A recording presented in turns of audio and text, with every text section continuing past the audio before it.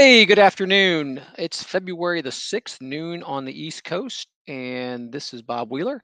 I'm here with ClearedJobs.Net, and we are going to be talking about utilizing job fairs in your military transition. And we want to talk about at this time of year because you know what? If you're getting out of the military anytime in 2023, there's something about that calendar year that flips over, and you start to think to yourself, okay, this is kind of getting real. You don't know where to start. A lot of times job fairs can be the first place that people start with their military transition. So, and that's natural and it can be good, but we want to make sure that if you're going to do that, you can really, get the most out of this. And I know, I was in the Navy for 20 years. I remember when I got out back in 2014, going through some of those processes. I go to the job fairs that we host at ClearedJobs.Net all the time. I do a lot of outreach talking to job seekers, and there's a lot of things that people just don't know. So we want to set you up for success. And some of the information we're going to give you today isn't specific to the ClearedJobs.Net job fair. Certainly, I might lean into that a little bit because it's what I know the best. But we're going to try to give you information that really just kind of goes across the board as being good things to know if you're going to be looking to use some job fairs to set yourself up. So how are we going to do this?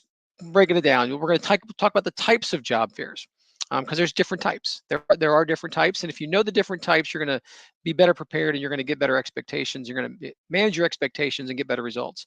We're going to talk about what to wear. We're going to talk about when to attend the job fairs.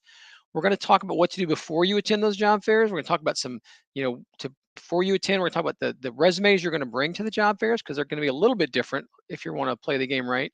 And we're going to talk about what you're going to do after you attend. So this is about a quick little 30-minute thing we're doing live here on LinkedIn. If you're following us on LinkedIn and you can make some comments, give us a shout out. Tell us where you're from. Tell us when you're getting out. Tell us what branch you're in. What are you doing in the service? What are you looking for? Just feel free to let us know who you are and what you're up to, so we can build that sense of community here on the LinkedIn on the ClearedJobs.Net network. So we're going to go ahead. That being said, we're going to jump right into the types of job fairs. So there's three basic generalities and types of job fairs. And this isn't between in-person and virtual. We will talk about those a little bit separately. But when I just talk about the types of job fairs, they can be geographic specific, they can be industry specific, or they can be more like a characteristic specific or a diversity specific or something like that. And it's important to understand. It's pretty easy to identify, but it's important to understand what they're looking for at those types of events, so that you kind of know what kind of conversations you're probably going to have when you get there. So let's start with the geographic specific. Excuse me. These are the kind of things that you're going to probably run into the most frequently. They're on base a lot of times. They're on post, whatever. When you go to an event like this, there's going to be lots and lots of industries there. You're going to see, lots of folks, lots of different things. You can't really pigeonhole it as being one specific thing. You're also going to see things like, sheriff's offices. It's going to be things where people are trying to, in one sense or another, trying to keep you where you're at, because the local economy, at wherever base or post you're at, they want to hire people. And so they know if you're already there, that's a one way to reach out to people.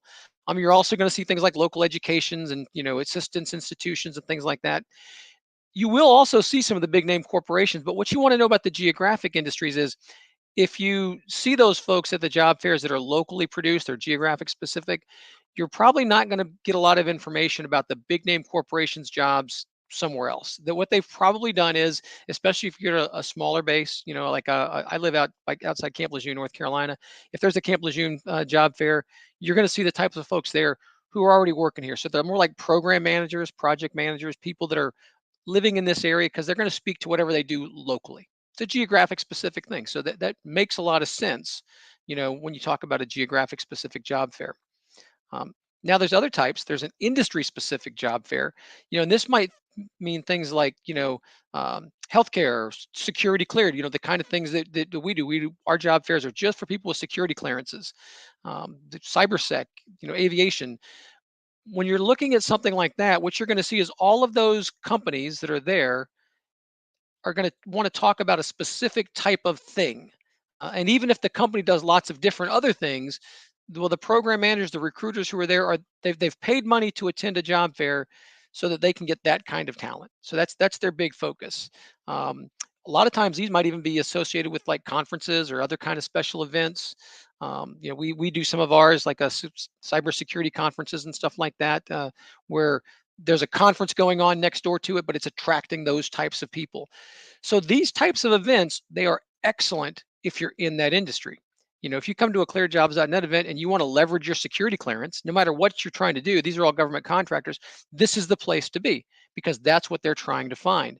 If you're in cybersecurity, if you're a nurse and you go to a nursing healthcare conference and stuff like that, go to a nursing job fair. If you're a nurse, that's an excellent place to be, obviously. But it may not be such a great thing if you're not in the industry. If you go to an aviation-based um, job fair and you don't turn wrenches on airplanes or helicopters, they may not, even if the company does other things that you do, because maybe you're in human resources or logistics and you think, well, this company, they must do those things. Well, they do, but the person that's going to be at that event is prepared to talk about that specific type of industry. So that's the type of, when you look at those industry specific events, just know they can be, it's kind of like a home run or a strikeout sometimes. If it's your pitch and it's right down the middle and that's what you do, that's a place you need to be. But if it's not what you do, you want to lower your expectations quite a bit. Just remember too that veteran is not an industry. This is one of the biggest mistakes that people make coming out of the service is they think that a veteran hiring event is an industry specific event because they're focusing on veterans. That's not the case. Veteran, it's not a skill set, it's not an industry, it's a characteristic. So that's why if we're going to talk about a characteristic specific events, these are where you're going to find your veteran hiring events. You also might find things that are more focusing on race, ethnicity, gender, that kind of stuff, or student type events. I've been to, when I used to recruit before, I'd been to things like, Black Engineer Society hiring events. I've been to, women in cybersecurity type hiring events. Whenever you're seeing those things, you're mixing in the characteristic and the skill set, but still those things are focusing on a specific thing.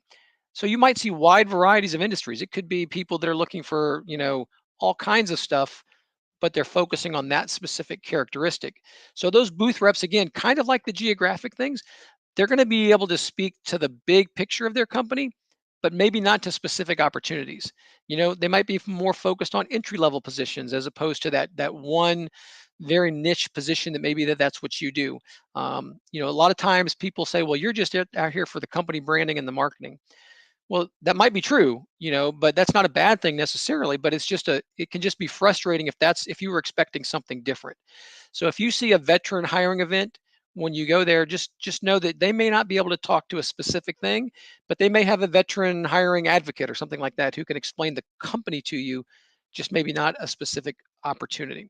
So those are some of the big differences um, between the types of events. Now, all of those pieces there that they kind of play into the in-person type thing, but there are also virtual events, and these can be applied to. There can be a virtual event for any of those things that we just talked about. But the differences between virtual events and in-person events, sometimes they can be good. I mean, to be honest with you, a lot of the virtual events really didn't take off till COVID hit, and COVID's not a great thing, but it certainly helped accelerate a lot of things. And so virtual events came about, and they're a lot better than they were 4 or 5 years ago. We have a couple of virtual events every year. The value of these things is they're not confined to a specific area. So if you're stationed somewhere else, if you're at Fort Huachuca, Arizona, Okinawa, Japan, Naples, Italy, or something like that, this might be one of the only times that you can really get out there and start to get into the job fair piece right there. So it can be a big thing. If you're going to go to a job virtual event, you still want to prepare for it. A lot of the virtual events nowadays, they use some really great technology. So they have the opportunity for video conferencing or at least voice conferencing. So be prepared for those types of things if you can. But also remember when you're doing this that technology can be tough for some people, and not all recruiters or hiring managers are going to be fluent with that virtual platform. What we see sometimes is the recruiters who do all of the job fairs all the time, they can be really good at working those virtual events, but sometimes they bring in hiring managers or program managers, which those people are really, really important to the process. You really, really want to make a good impression on them, but for many reasons that go in that we're not going to get into right now, they may not be prepared to take advantage of all this stuff because it's just a new platform. That's not their real job, is not recruiting, but they're just really important in it. So when you're doing those virtual events, just kind of be prepared the fact that just because they may not be great at it doesn't necessarily mean that it's not a great company. So I said, but virtual events, they can be great. Just know what you're getting into. All right. So we talked about the different types of events. But when should you start attending job fairs? This is one of those questions that I get all of the time. When should I start? And the best way to answer it is not to necessarily say, when should I start? But it has more to do with saying, what should I expect when I do start? I think that a year out before you even get to your EAS, I think you should be going to job fairs. Maybe 15 months if it's a good one, but at least a year out. There's a few reasons. One, it's a psychological first step. When you go to a job fair, you've really admitted to yourself, like, oh my goodness, I'm really, it's February of 2023 and I get out of the Marine Corps in October. It's a way, or next February. It's a way to remind yourself that it's real. Also, when you go early, like anything else, mistakes don't cost you much. If you go there and you step on your toes, or you say something stupid, or you're not prepared, or you get lost, or whatever the case may be, you're still a year out. You can learn from the mistakes that you might make.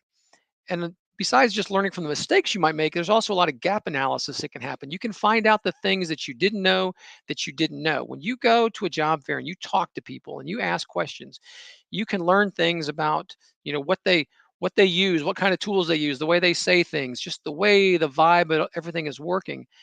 When you do this stuff, you can then apply that knowledge to tweaking your resume. You can apply it to the next time you go to a job fair. You can apply it to when you're at a networking event. So that 1 year out from EAS, you should go ahead and start going. You should be going about a year out. Now, 6 months from your EAS, now's when the time you can really start to work about making connections, because connections are important. And I'm talking about connections with companies. I'm talking about connections with contacts like the recruiters or the program managers. When you're going into these job fairs now, be a little bit more specific, be a little bit more attentive, have some better conversations with people. And we're going to talk about how to follow up, but this is when you definitely want to follow up. And recruiters can be a big piece here, because you know what? Recruiters, I had no idea till I got out of the military.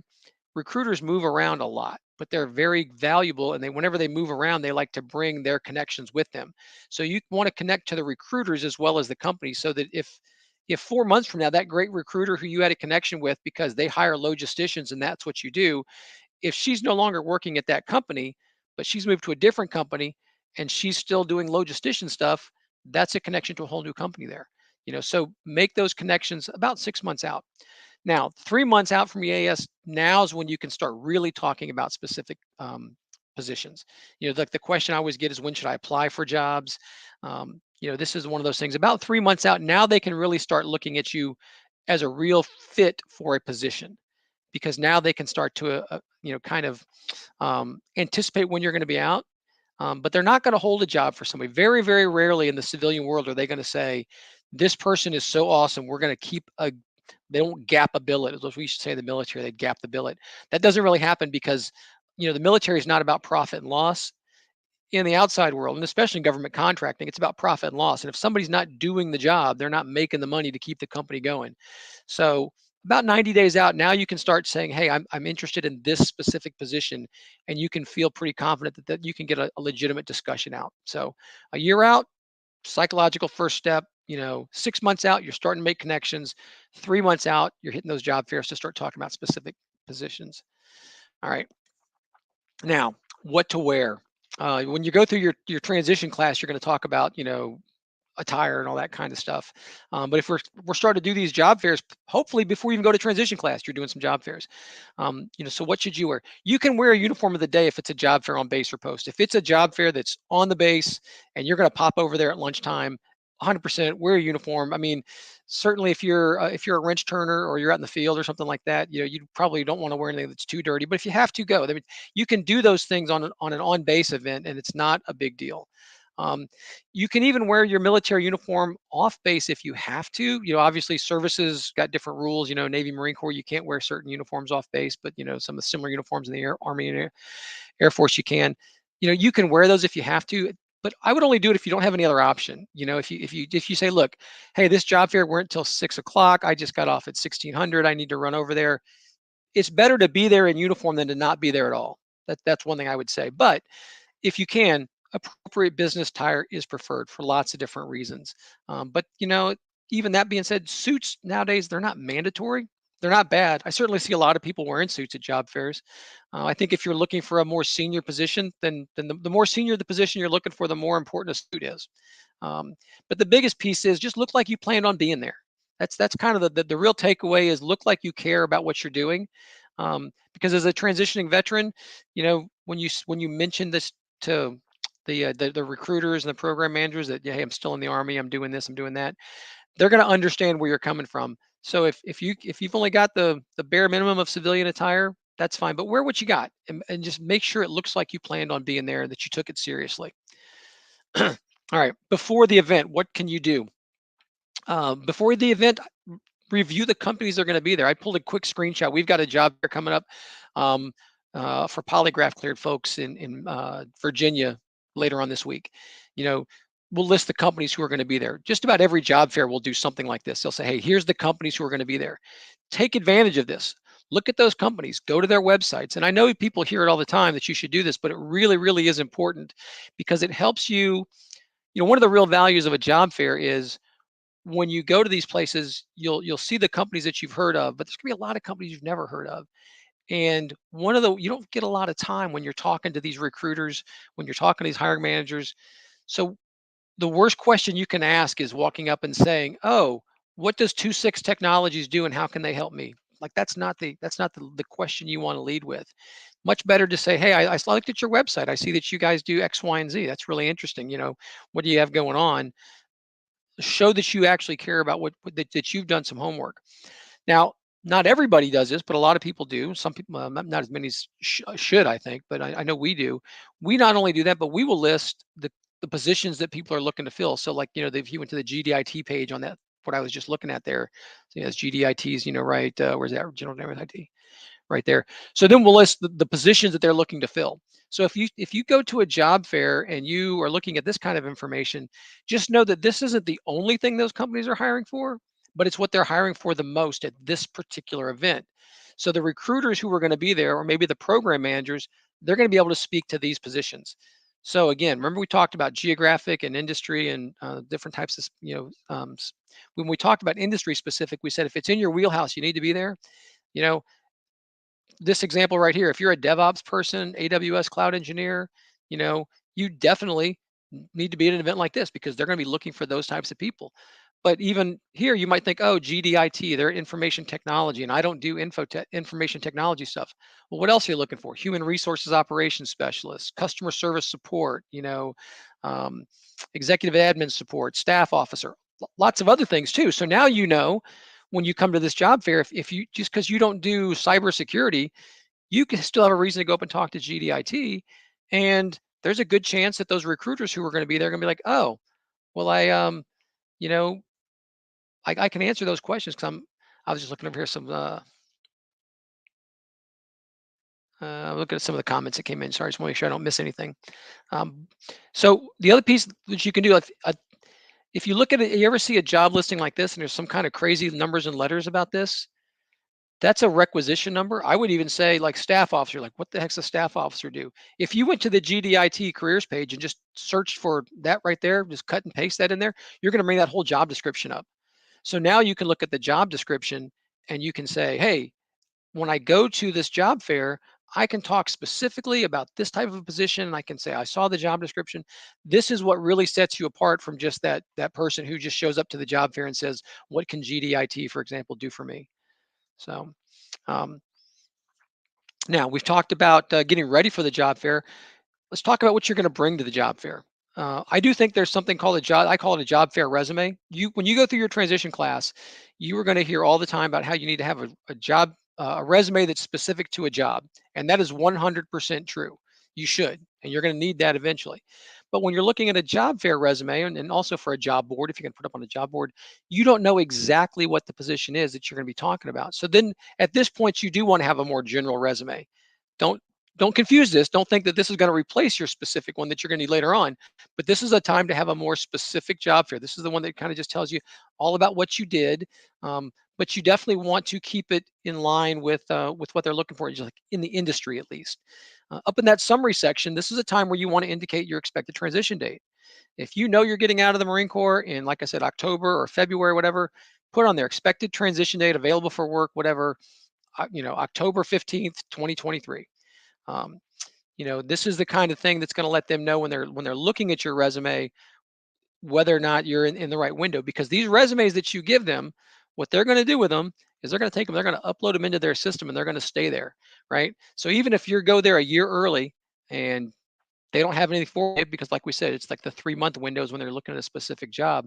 Uh, Once you're inside their system, if they run a search for those for some keywords and your resume pops back up and it pops back up next September or October, and they go, "Oh my goodness, look, this guy, the reason we never talked to him was because we got this resume back in February, but now it's October. Now he's getting out." So by putting that up there, it kind of lets them know when they see that when you're going to get out. It's an important piece of information. All right. So now while you're there, what are you going to do? Well, a lot of job fairs, there's things that there are extra events or services that might be there. Like I said, I can speak for the ones that we do at ClearedJobs.Net. At all of our events, we have a resume review person. Her name's Patrick. She does well, not, she does most of them. We do some have other folks at different events too, but that's a great thing to do, especially if you're a year out. You haven't even been to transition class. Take advantage of it because things like resume reviews, there is no 100% perfect resume. You may end up getting a little bit of conflicted advice sometimes, but that's okay. Take it all in. The more people that look at your resume and give you their 2 cents, the more you're going to kind of be able to figure out where you settle on your own resume. But that's resume reviews are great. A lot of events will do different presentations. At some of our events, I'll host a panel discussion with from recruiters and program managers, and we take questions from job seekers. But we do that like an hour before the job fair starts. Take advantage of that. Go early if you need to. Maximize these job fairs. Squeeze as much information as you can out of it. Talk to as many booths as possible. You know, when you go there, yeah, we've told you to kind of look through and see who's hiring for what, but don't just go to those people. As a matter of fact, what I would do is I would actually go to those people that you want to talk to the most. I would go to them last. I would go to some of the other companies that probably don't fit your bill just to kind of like shake the rust off, have a conversation. Remember, it's that um, lower risk type thing. Go to some of those first. But also when you talk to people, don't monopolize the recruiter's time. I see this a lot where somebody might get there and they start talking and talking and talking, and they don't realize there's a line of people behind you. As a recruiter, when I used to work on that side of the job fairs, there was nothing more frustrating than talking to somebody and you just knew that there was a line of 6 or 7 people behind you, behind that person, and you were afraid they were going to leave because you hadn't talked to them yet. So if you're that job seeker and you're there, have a quick conversation, ask the questions that you're looking for. Don't monopolize the time. Um, you know, I mentioned pace yourself. You can go in and out. You don't have to just go through everything and then leave. Go out, get a drink. A lot of places have snacks. Take a snack, go back in later on. If you do want to have a longer conversation, do that a little bit more towards the end, because most job fairs, if it opens at 11, boom, there's this big rush of people and there's all these things going on. And that's when those recruiters are really, really kind of having to just churn through all their conversations. Um, Maybe towards the middle of the time, you start to see some of the recruiters taking some breaks to kind of go get some dinner or some lunch or something like that. And by the end, things are really starting to calm down. And if you saw somebody, you had a conversation, maybe you had a quick conversation early, and they said, "Yeah, we really do like what you're doing, or we do the same thing." Leave for a while, hang out. When it chills out, go back and talk to them again before you leave and say, "No, hey, I just had a couple other questions." You can get a lot more information at the end of the job fair because they've got the time. So respecting their time without trying to monopolize it can be the most important part of really getting the most out of your conversations there. So now, you went there, you had a great time, talked to lots of people. What are you going to do afterwards? You're going to want to make professional connections with the recruiter. If anybody gives you a business card, reach out to them via email, say thank you. Find as many people as you can on LinkedIn. I think that's so important. Find them on LinkedIn. If you do go, if you apply for a job, and here's something else about the job fair. Sometimes you'll talk to the recruiters and they'll say, "Well, hey, that's a great position. I encourage you to apply. You need to go back and apply for it online."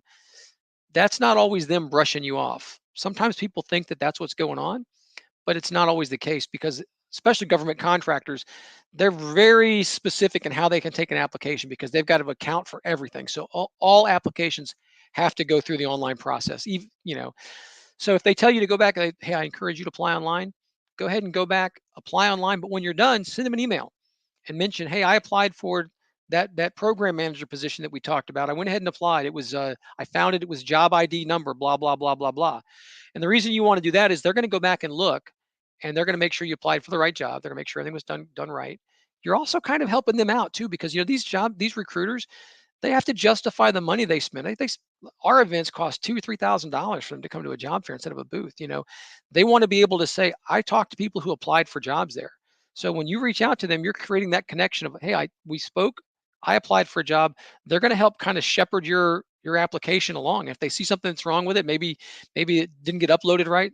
Now you've got somebody to reach out to. They're going to reach out to you maybe. Um, if you had to submit a different resume, because remember we had that general resume that we use for the job fair, but now you're going to apply for that specific position. So now you're going to use that specific targeted resume. At that point, maybe you want to send an email to the recruiter too and say, "Oh, by the way, I know that resume I gave you at the job fair was a general resume. Here's the one I put together specific to that program manager job or that logistician job or whatever the case may be." So you're working with both the general resume and the targeted resume, but it's afterwards that you want to connect with those people. So we have gone through in less than 30 minutes here, what kind of job fairs are out there. We've gone through how to prepare for those things, when to go, what to do. If you have any questions at all, you can always reach out to me. Find me on LinkedIn. Like I said, my name is Bob Wheeler. I've been here for 8 years, part of our veteran outreach team, part of our veteran mentorship team. I'm happy to connect with any veteran at all. There's on the slide there's some of our upcoming job fairs at ClearedJobs.Net, including a virtual one for all clearance levels in March, and then an in-person one for all clearances in Tyson's Corner on April 13th. If you happen to be in the Northern Virginia area on April 13th and you have a clearance and you come by that all clearances event, I'll be there in person. I'll be doing one of those panel discussions I mentioned too. So feel free to pop on over a little bit early. I think it starts around 1 o'clock. Um, ClearedJobs.net. We're here. We're a veteran-owned company. We've got a lot of veterans here. I certainly want to encourage people to use our site, but I also, in a bigger picture, we're here for all veterans. Job fairs are important. They can be terrific tools. If you go to the right events, they can be even more effective. But they're definitely the kinds of things that's going to help you get out of your bubble, going to help you remember that you're actually getting out, have some real civilian conversations, and they can be critical whether you get a specific job offer or whether it just helps you get things moving. They can be a critical point in helping you have a successful transition. So if you're getting out of the military sometime in 2023, man, I wish you luck. Good luck. Congratulations on a great career, whether it was 4 years or 30 years. It can be scary, but there's good life on the outside. So um, hit me up. Always happy to help. And with that, we are 28 minutes in. So we're going to say, take care, guys. Hope you have a great rest of your Monday. Bye.